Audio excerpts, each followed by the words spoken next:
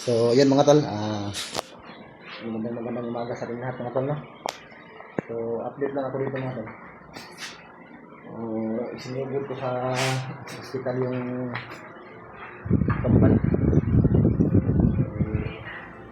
Mataas yung lagnat nila. Tapos, hinahabol yung hininga nila ba. Umagang yung mga tol. Kasi, may trabaho kasi ako sa gabi mga tol. Inabutan ako ng madaling araw na kami doon sa palengke. Diskarga kami ng bigas. Inabutan ako ng madaling araw mga tol. So pagka uwi ko, pinaumagahan, pagdating ko sa bahay mga tol. Yun, yung sumalubong sa akin, nakita ko yung dalawang bata na yung hilinga nila ba. Mabilis yung paghinga nila. Tapos sobrang taas ng lagnat nila, yung init nila. Tumakbo ako kagad, nag-request kagad ako ng ambulance. Kaya sinugod ko yung bata dito sa hospital, no? So, ngayon mga tol, nandito na kami sa loob ng kwarto. Kung saan na-admit yung bata.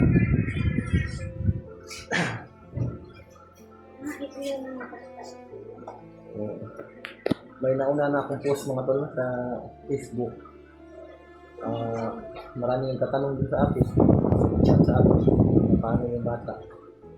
Yung iba naman, yung ano daw yung dahilan bakit na nangyari sa bata ito mga tol. So ganito po yung mga tol. Katulad ng nakaraan yung video, kung nakikita niyo mga tol, yung lakas yung hangin, yung ano ng bagyo lumipad talaga yung mga tol. Sobrang lakas ng hangin. Nabasa kami lahat doon sa loob, pati yung mga bata. So, after naman mga kinabukasan, naulot na naman yung malakas na hangin mga tol. So, nagkataon na wala ako doon kasi may trabaho ako mga tol. So, kailangan talaga natin para lang may magamit tayo sa ating mga anak. So, yun nga, nagkataon na wala ako doon. So, lumipad yung bubong mga tol ng bahay, sobrang lakas ng hangin. So, wala ako mga tol, sila lang naiwan. Sa basak talaga sila. Ito yung mga bata mga tol. Nandito rin yung asawa ko. Kumakain yung asawa ko mga tol. Ito yung mga baby mga tol.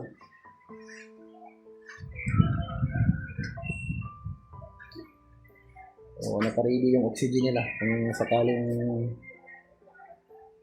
hihingalin sila, ilagay naman kaagad yung oxygen nila mga tol. Ito yung mga gamot nila para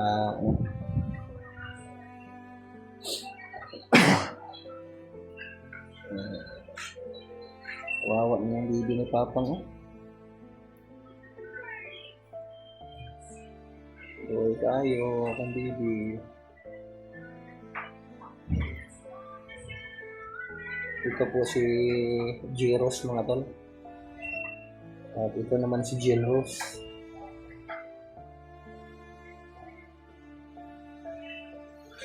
Yung asawa ko mga tol kumakain pa.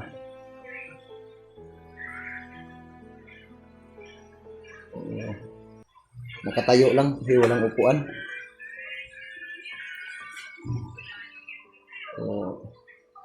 Dalawa kami dito sa asawa ko mga tol.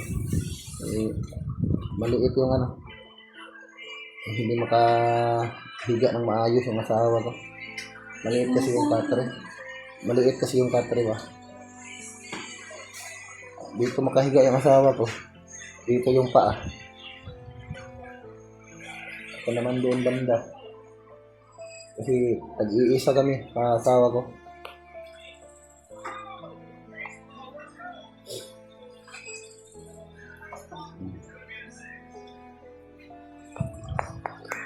May mga kasama din kami dito mga tol. Yung nga lang, medyo masikip yung kwarto. Pero bali tatlong pasyente na kami dito mga tol. May dalawang watcher din dito. So, mga bata din dito mga tol. 1 month. May ano dito, isang buwan pa lang, na-admit din Ubo. dahil sa ano din, ubo, sipon, katulad din ng dalawang kambal. Yun din yung ano, sakit ng bata. Yan sila mga tala. Ito yung ano, 1 month pa. Ito medyo laki-laki na ito isa. 5 years old na. Ito yung mga kasama namin dito.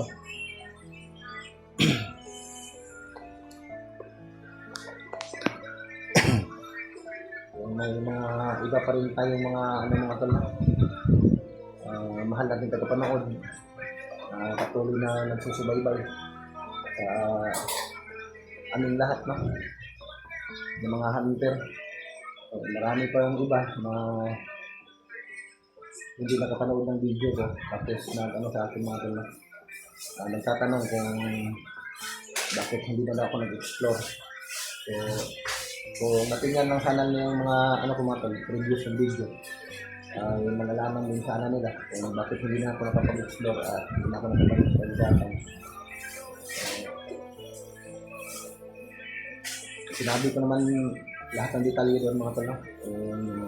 Bakit hindi na ako makabalik sa pag-explore, no? Kasi kailangan ko talagang nakakita ng ating pamilya. So, minabuti ko na lang na magtrabaho na lang ako mga tol. Kahit paano, kung gusto kong umuwi, ay makauwi ko agad ako mga tol. Hindi katulad kung doon tayo sa bundok. Ilang araw, ilang oras, matagalan tayo, hindi tayo makababa ka agad. No? Lalo na kung may mga emergency sa ating pamilya, hindi tayo makababa ka agad. Mabuti naman kung nandito lang tayo, malapit sa ating pamilya. Kahit nasa trabaho tayo, kapag gusto natin umuwi, pagka may emergency, ay makauwi tayo kaagad. Ulitin ko mga tol, hindi na ako babalik sa kagubatan at hindi na ako mag-explore. So, ito na lang yung mga tol, kapag may pagkakataon ako na wala akong sa trabaho, mag-upload naman ako ng mga videos. Pero hindi nga lang ay ano lang mga tol, daily update lang muna tayo mga tol. Unti-unti lang yung mga upload natin at unti-unti lang yung mga nanonood sa atin. At least mabuhay pa rin yung channel natin mga tol. So, buhay ko po sa salamat. Patuloy pa rin nagsubaybay at nanonood sa aking video kahit hindi na ako nag-explore. So, ay taos po sa magpapasalamat sa inyo. God bless po sa inyong lahat. Video. Magalaw na.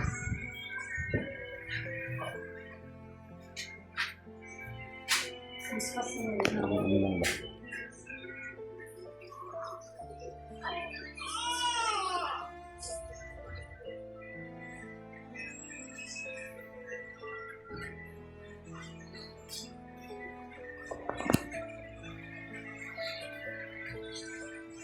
Medyo masikip yung katre.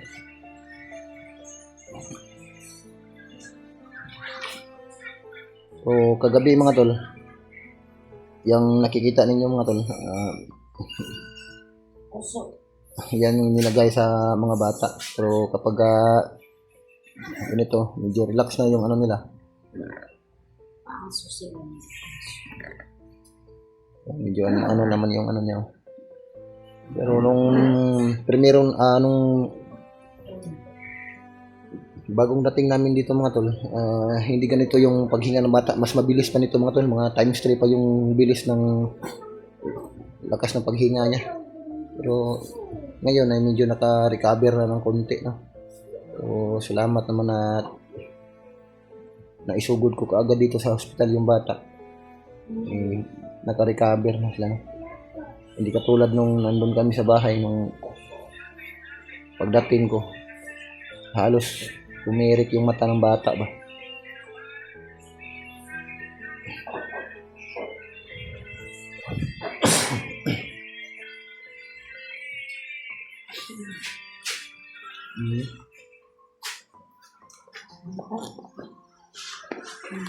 Sige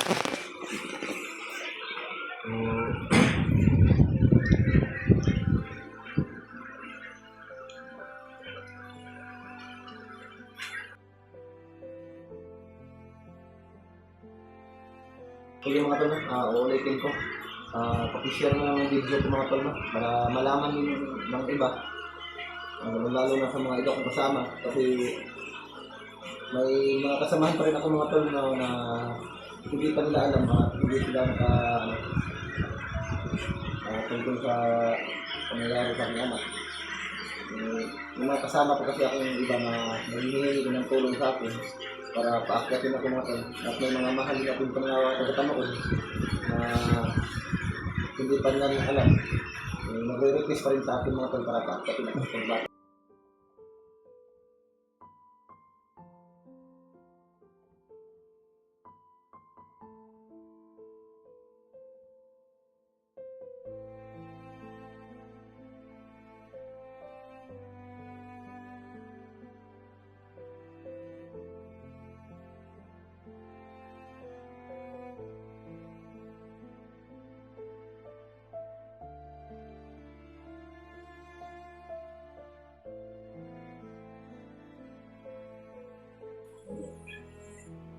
Katapos ng kumain na asawa natin, ako naman, kahapon pagdating ko, wala umaga hanggang pagkakain natin sa exam. Hindi lang ito tayo natin, pero hindi na nga lang, may problema tayo, wala tayo sa, wala tayong banang kumain lang. So, hindi lang yung katawan natin, kailangan talagang kumain.